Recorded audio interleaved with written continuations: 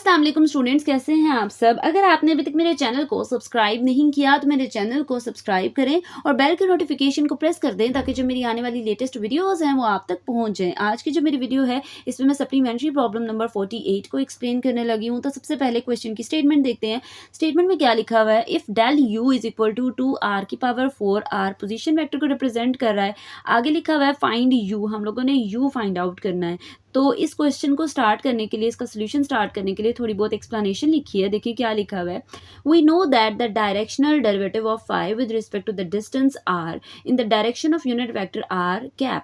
कह रहे हैं हमें इस चीज़ का पता है कि जो मेरे पास डायरेक्शनल डेरिवेटिव है फाई के रिस्पेक्ट से, वो कह रहे हैं जो कह रहे हैं फाई का डायरेक्शनल डेरिवेटिव है विद रिस्पेक्ट टू डिस्टेंस, वो कह रहे हैं किस डायरेक्शन की फॉर्म में है, यूनिट वेक्टर आर कैप की फॉर्म में है। आगे देखिए क्या लिखा हुआ है, is the component of del phi in the direction of this unit vector. कह रहे हैं अब जो मेरे पास आर कैप है वो कंपोनेंट है किसका, डेल फाई का, और वो कह रहे हैं उसी वेक्टर के जो है डायरेक्शन में हमने मूव करना है। ठीक है, तो डायरेक्शनल डेरिवेटिव के जो प्रीवियस क्वेश्चन हम लोगों ने कह लें मैंने एक्सप्लेन किया था, उसमें भी मैंने डायरेक्शनल डेरिवेटिव की बात की थी। इसमें भी हम लोगों ने डायरेक्शनल डेरिवेटिव की बात करनी है। तो हमें इस चीज़ का पता है कि डायरेक्शनल डेरिवेटिव का जो फॉर्मूला है वो क्या होता है, पार्शियल फाई और partial R is equal to del phi dot R cap. ठीक है, अब ये तो मेरे पास फाई के रिस्पेक्ट से है, बट मेरे पास जो क्वेश्चन है उसमें फाई की जगह उन्होंने यू बना दिया है। ठीक है, तो हम भी कोशिश करेंगे कि मैं यहाँ पे फाई की जगह और यहाँ पे फाई की जगह कैपिटल यू से इसको रिप्रेजेंट कर लूँ। ठीक है, तो यहाँ पे देखें क्या करना है, कैपिटल यू से उसको रिप्रेजेंट कर लेना है। तो मेरे पास क्या आ जाएगा, पार्शियल यू और partial R is equal to del U dot R cap. अब नेक्स्ट स्टेप में क्या करना है, ये वाला as it is equal to del U की जगह 2r की power 4r position vector dot R cap. अब नेक्स्ट स्टेप में मैंने क्या करना है, मुझे इतना पता है कि जो मेरे पास आर कैप है उसका फॉर्मूला होता है position vector divided by its magnitude. अब क्या करना है, ये नंबर डिवाइड हो रहा है, अगर इसको हम ये इधर डिवाइड हो रहा है, दूसरी साइड पे जाएगा तो मल्टीप्लाई हो जाएगा। तो मेरे पास मैं इसको इस वाले फॉर्मूले को इस तरह से भी लिख सकती हूँ। कह रहे हैं यहाँ से इस तरह से भी लिखा जा सकता है। उसके अलावा ये जो मेरे पास आर मैग्नीट्यूड है इसकी जगह हम सिंपल आर भी लिख सकते हैं। ठीक है, आपकी चॉइस है, आप आर मैग्नीट्यूड लिख लें या फिर आर सिंपल लिख लें।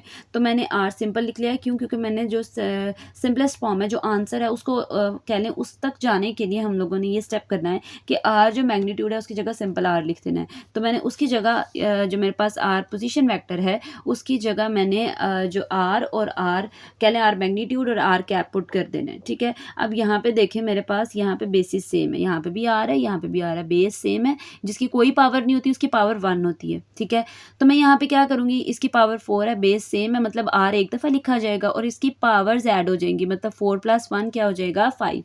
और मेरे पास यहाँ पे ये वाले स्टेप्स जो हैं हम लोगों ने लिख लेने हैं। ठीक है, तो यहाँ पे जो स्टेप आएगा वो क्या आ जाएगा, पार्शियल 5 और पार्शियल आर, और किसके इक्वल आएगा, ये 2r की पावर 5 और साथ में पास R cap dot R cap आ रहा है। अब मुझे इतना पता है कि जो R cap dot R cap है, मतलब आई डॉट आई भी 1 होता है, जे डॉट जे भी 1 होता है, के डॉट के भी 1 होता है। तो सिमिलरली जब R cap dot R cap आएगा वो भी 1 के इक्वल होगा। तो मैंने उसकी जगह 1 लिख दिया, 1 मल्टीप्लाई बाय एनी नंबर। देखिए यहाँ पे मैं 1 के साथ मल्टीप्लाई करी हूँ किसी नंबर को, तो मेरे पास 2r की पावर 5 आ गया है। ठीक है, ये तो मेरे पास इसके पार्शियल u और पार्शियल r की वैल्यू आई है, बट क्वेश्चन का कह लें हम लोगों ने तो सिंपल u फाइंड आउट करना है।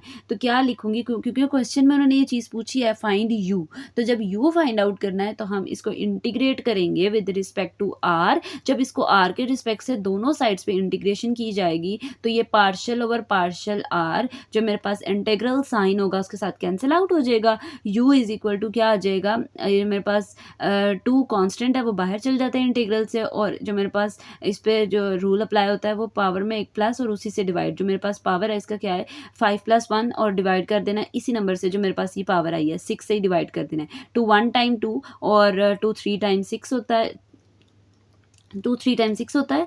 तो हम लोगों ने यहाँ पे 1 लिख देना है और वहाँ पे 3 लिख देना है, और आगे जो मेरे पास जब हम इंटीग्रेशन करते हैं तो कुछ कांस्टेंट भी आता है, तो प्लस कांस्टेंट लिख देना है। आपकी चॉइस है, स्मॉल c भी लिख सकते हैं या फिर कैपिटल C भी लिख सकते हैं। ठीक है, कांस्टेंट पूरा नहीं लिखना तो प्लस c लिख दें तो वैसे भी ठीक है। उसके बाद हम लोगों ने क्या लिखना है, जो फाइनल आंसर लिखना है वो कुछ इस तरह से लिखना है, capital U is equal to r की power 6 divide by 3 plus constant, और यही हमारे पास क्या है, इसका फाइनल आंसर है।